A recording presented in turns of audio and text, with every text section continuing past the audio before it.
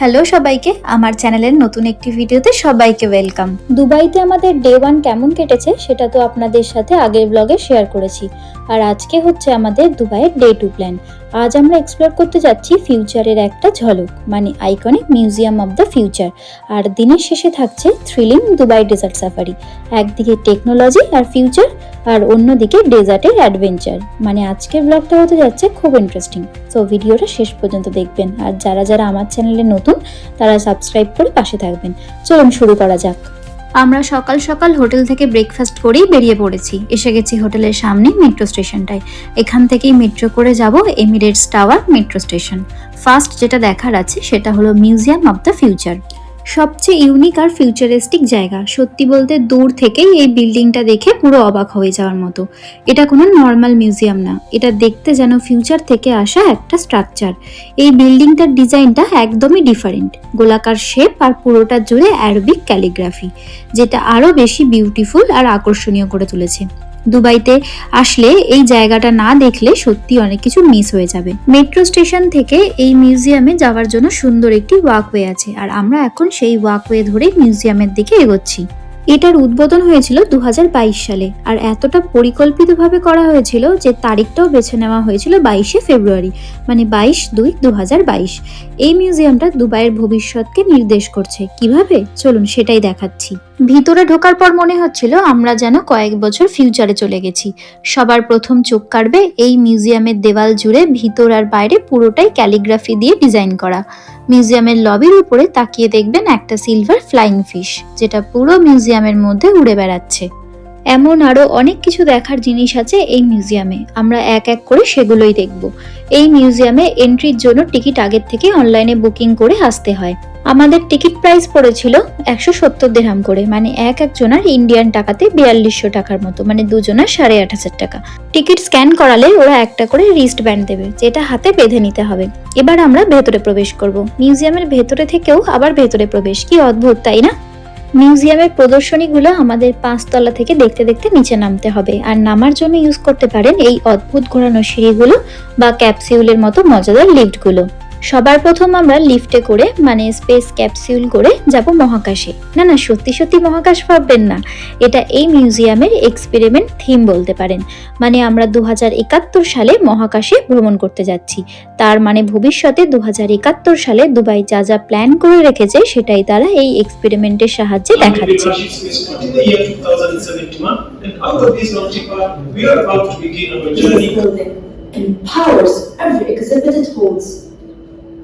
As you voyage to the future, I will be your guide.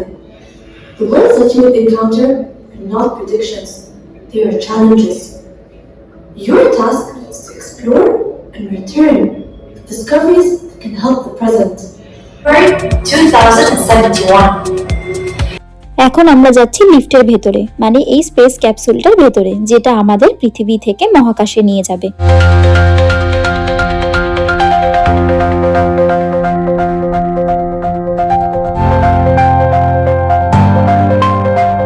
এই দেখুন, space ক্যাপসুলটা পৃথিবীর মাটি ছেড়ে মহাকাশের দিকে উঠে যাচ্ছে। পাশের স্ক্রিনে দেখা যাচ্ছে দুবাই শহর কেমন যেন আস্তে আস্তে ছোট হয়ে যাচ্ছে। তবে এই স্পেস ক্যাপসুলটাই করে আমরা আপাতত 5 তলাতেই যাচ্ছি। একটু আগে বললাম সব প্রদর্শনী 5 তলা থেকে দেখতে দেখতে নিচে নামতে হবে। এই 5 তলাতেই আছে টেকনোলজি, এআই, স্পেস রিলেটেড সমস্ত প্রদর্শনী, যা 2071 সালকে নির্দেশ করে। দুবাই 2071 সালকে নিয়ে এত পরিকল্পিত কেন জানেন? কারণ এর ঠিক 100 বছর আগে, মানে 1971 সালে এই আরব এমিরেটস রাষ্ট্রটি গঠিত হয়েছিল।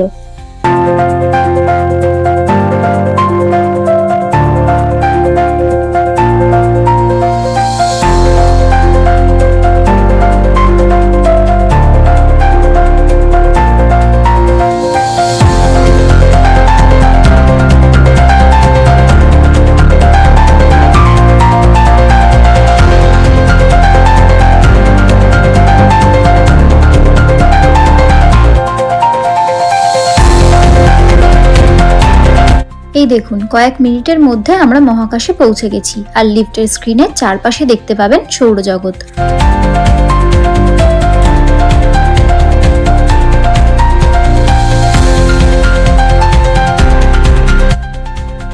এই অংশটাকে বলা হয় অরবিটাল স্পেস স্টেশন। এটা পৃথিবীর বাইরে তৈরি একটা স্পেস স্টেশন, যেখান থেকে মানুষ ভবিষ্যতে পৃথিবী আর স্পেস এক্সপ্লোরেশন কন্ট্রোল করছে। এখানে দেখানো হয়েছে ভবিষ্যতে মানুষ কিভাবে স্পেসে থাকবে, কিভাবে স্যাটেলাইট দিয়ে পৃথিবীকে মনিটর করবে, আর স্পেস থেকে কিভাবে পৃথিবীর সমস্যার সমাধান করা হবে।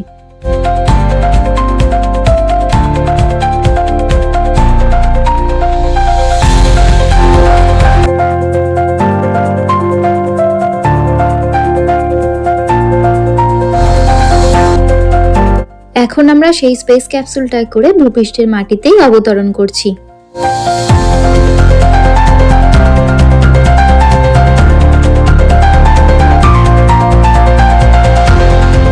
দুবাইয়ের এই মিউজিয়ামে সবথেকে ইন্টারেস্টিং এক্সপেরিমেন্ট হলো এই ফ্লাইং ট্যাক্সি, যেটা খুব শীঘ্রই দুবাইয়ের বাস্তবে আকাশে দেখা যাবে।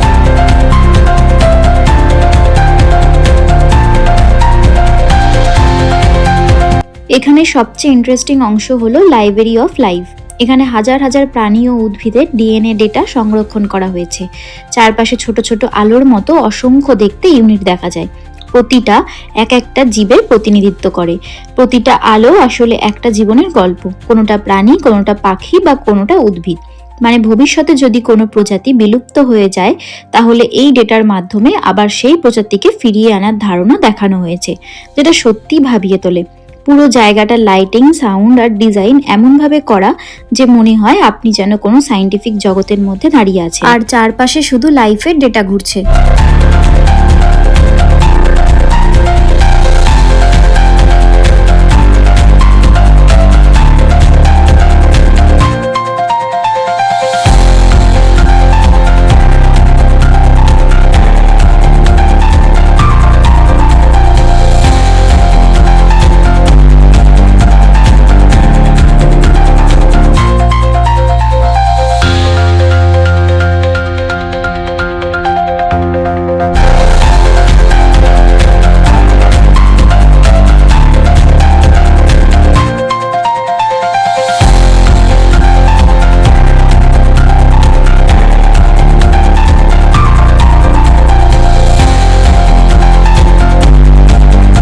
এরপর আমরা যাচ্ছি টুমরো টুডে এক্সিবিশন।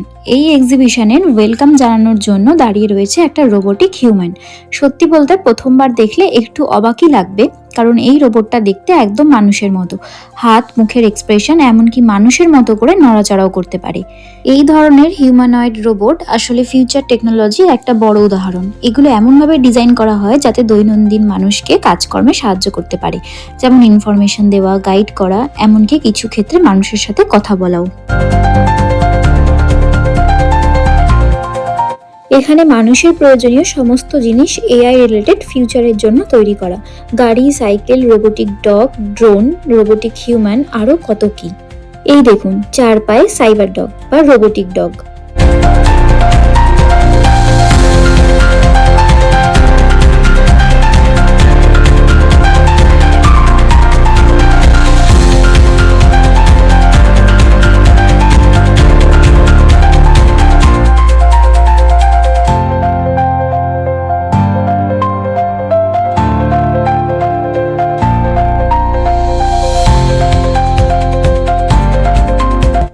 মিউজিয়ামের ওপরেই আছে একটা অবজারভেটরি ডেক, যেখানে দাঁড়িয়ে পুরো মিউজিয়ামের গোলাকার স্ট্রাকচারটাকে দেখা যায়, আর আশেপাশের যে মডার্ন বিল্ডিং গুলো আছে সেগুলোর ভিউটা খুব সুন্দরভাবে উপভোগ করা যায়। আমাদের মিউজিয়াম ঘোরা কমপ্লিট। এখন আমাদের মিউজিয়াম থেকে বেরিয়ে হোটেলের দিকে রওনা দিতে হবে, কারণ এর পরে আমাদের বুকিং ছিল ডেজার্ট সাফারির জন্য। তো আমরা এখন মেট্রো করে হোটেলের দিকেই যাব। আর এই মেট্রো করে যাওয়ার সময়তেই মেট্রোর এক পাশে চোখে পড়লো যে দুবাই ফ্রেম। তো আমরা ভাবলাম সেই দুবাই ফ্রেমটা এক ঝলক একবার দেখে তারপরেই ফিরবো। এই দুবাই ফ্রেম দেখতে একদম একটা বিশাল ছবির ফ্রেমের মতো, আর এটা তৈরি করা হয়েছে দুবাইয়ের অতীত আর ভবিষ্যৎ দুটোকেই একসাথে দেখানোর জন্য। এর নির্মাণ কাজ শুরু হয় 2013 সালে এবং এটি অফিসিয়ালি ওপেন করা হয় 2018 সালে। এর উচ্চতা প্রায় 150 মিটার, মানে সত্যিই একটি বিশাল স্ট্রাকচার। এই ফ্রেমের সবচেয়ে ইউনিক বিষয় হলো এটার এক পাশ দিয়ে আপনি দেখতে পাবেন পুরানো দুবাই, যেখানে শহরের ঐতিহ্য আর ইতিহাস রয়েছে, আর অন্য পাশ দিয়ে দেখা যায় নতুন আধুনিক দুবাই, যেখানে উঁচু উঁচু বিল্ডিং আর ফিউচারিস্টিক শহর রয়েছে। এই ফ্রেমের ওপরে যাওয়ার ব্যবস্থা আছে, যেটা টিকিট কেটে যেতে হয়। ওপরে রেস্টুরেন্ট আর অবজারভেটরি ডেক আছে, যেখান থেকে পুরো শহরটাকে এক পাশে পুরানো দুবাই আর অন্য পাশে নিউ মডার্ন দুবাই দেখতে পাবেন। আর একটা গ্লাস ব্রিজ আছে, যেখানে হাঁটলে নিচের পুরো শহর দেখা যায়। আমরা যেহেতু এর আগের দিন বুর্জ খালিফা আর স্কাই ভিউ বিল্ডিং এর দুটোতেই উঠেছিলাম, তাই আর নতুন করে এটা ট্রাই করিনি। এবার আমাদের সোজা হোটেলের দিকে যেতে হবে, কারণ ডেজার্ট সাফারির জন্য টাইম হয়ে গেছে। এখান থেকে যেতে আমাদের প্রায় আধা ঘন্টা মতো লাগবে। আমরা যে হোটেলে ছিলাম সেই হোটেলের রুফটপে একটা বড় সুইমিং পুল ছিল। বাইরে এত গরম, এই সুইমিং পুলের জলটা দেখে আর না নেমে থাকা গেল না, তাই সে জলে নেমেই পড়েছে। আমাদের হোটেলে swimming pool, spa facility, ballroom, meeting room, gym সবকিছুই ছিল। তারপর ড্রাইভার ফোন করে জানালো যে সে এসে গেছে আমাদের পিক আপ করতে হোটেলের নিচেই। আমরা উঠে পড়ি গাড়িতে। এবার মরুভূমিকে দেখার জন্য আমরা একদম রেডি। আমরা এখন প্রশস্ত হাইওয়েকে পিছনে ফেলে মরুভূমির দিকে এগিয়ে যাচ্ছি। এই প্যাকেজটা আগের থেকে বুকিং করে রাখতে হয়। বিভিন্ন ট্রাভেল এজেন্সি সাইট থেকে বুকিং করতে পারেন বা ডিরেক্ট বুকিংও করতে পারেন, আবার থার্ড পার্টির আন্ডার থেকেও বুকিং করতে পারেন। এই ডেজার্ট সাফারি টোটাল 6 থেকে 8 ঘন্টার প্যাকেজ হয়ে থাকে, সাথে হোটেল থেকে পিক আপ এবং হোটেলে ড্রপ। এর মধ্যে নানা রকম এনজয়মেন্ট, কালচারাল প্রোগ্রাম, সাথে খাওয়া দাওয়ার আয়োজন সমস্ত কিছুটাই ওই প্যাকেজের মধ্যে ইনক্লুডেড। বালির পাহাড় চারিদিকে, দিনের বেলায় চকচকে মরুভূমি এই প্রথম সামনে থেকে দেখলাম। মরুভূমির যত কাছে যাচ্ছি সাফারির এক্সাইটমেন্ট তত বাড়ছে।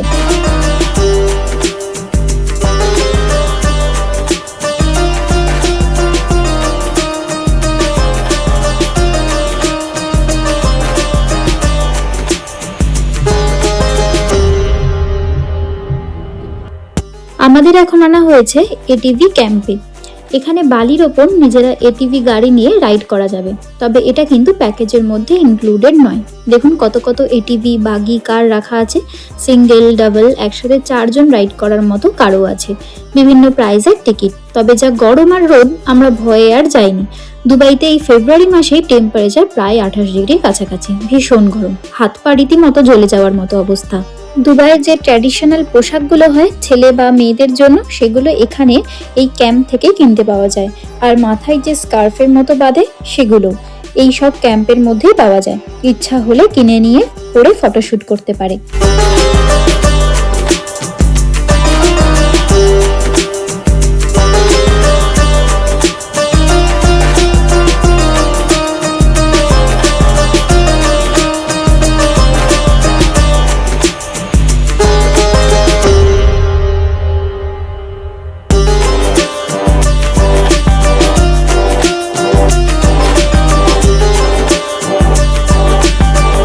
এবার আমরা যাব ডিউন বেসিন করতে, যেটা মরুভূমির মধ্যে বড় গাড়িতে করে মরুভূমিতে ঘোরাবে।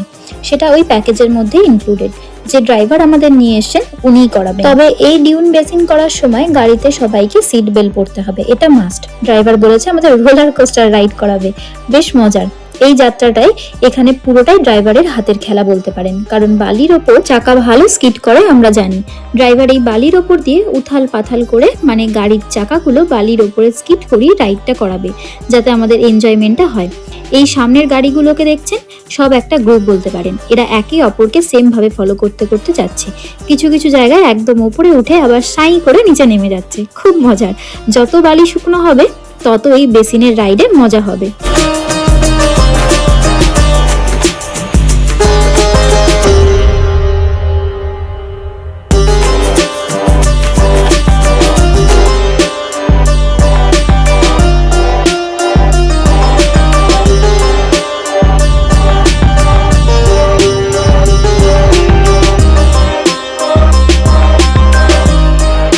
এই ডিউন বেসিনটা আধা ঘন্টা থেকে 45 মিনিটের মতো হয়ে থাকে প্যাকেজে।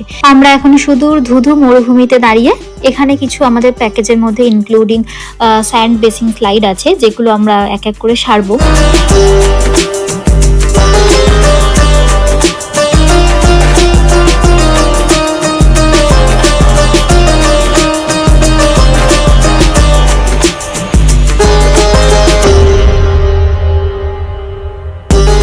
এখন আমাদের যেতে হবে মরুভূমির অন্য প্রান্তে, নাইট ক্যাম্প সাইটে, যেখানে আমাদের জন্য কিছু প্রোগ্রাম আর ডিনারের ব্যবস্থা করা আছে।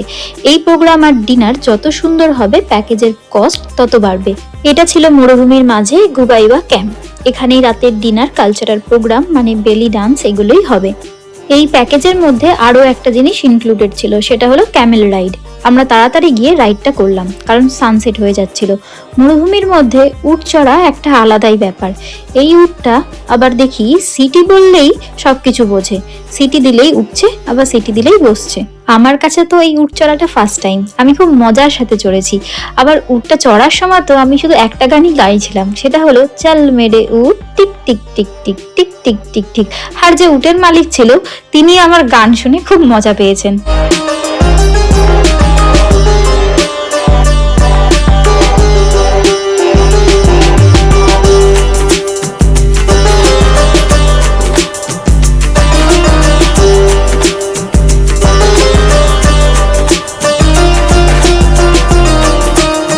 আমি আবার একটু বেশি পশু পাখি ভালোবাসি, তাই এটাকে আবার আদর না করে আমি পারলাম না।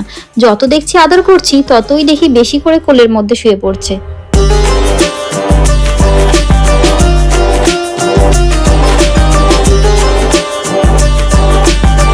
ক্যামেল রাইড সেরে ক্যাম্পে ফিরে দেখি ডিনারের বাফেট স্টার্ট হয়ে গেছে। আমাদের এখনই ডিনার করে নিতে হবে, কারণ কিছুক্ষণের মধ্যে কালচারাল প্রোগ্রাম স্টার্ট হবে, আর প্রোগ্রাম শেষ হলে আমাদের হোটেল ফিরতে হবে। আর ড্রাইভার স্ট্রিক্টলি গাইড করে দিয়েছিল ডেজার্ট সাফারিতে গাড়িতে ওঠার প্রায় 2 ঘন্টা আগে লাঞ্চ বা ডিনার কমপ্লিট করে ফেলতে হবে, কারণ ওই গাড়ি এত লাফিয়ে ঝাঁপিয়ে যাবে তাতে ভমিটিং এর প্রবলেম হতে পারে।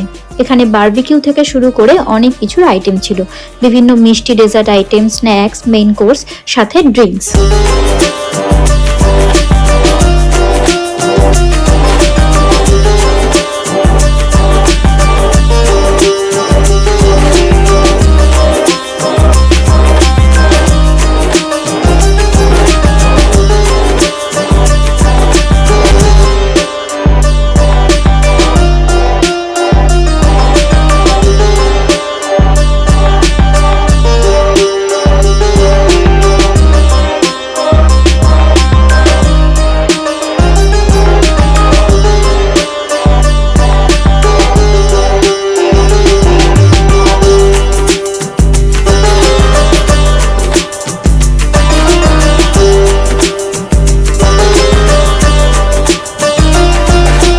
এখন শুরু হবে এখানকার কালচারাল প্রোগ্রাম, যা এক এক করে আপনাদের সামনে তুলে ধরছি।